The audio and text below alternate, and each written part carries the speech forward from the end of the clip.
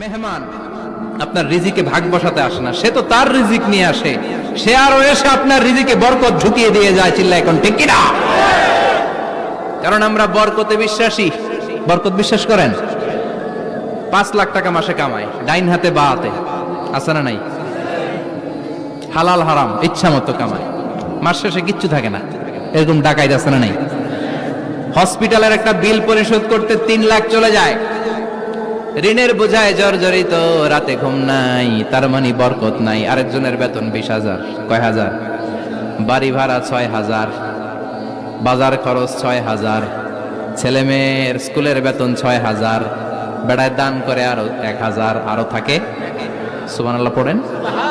20,000 বেতনের ভিতরে বারাকা ছিল, 5 লক্ষ ইনকাম, 1 টাকাও নাই। ঠিক কিনা?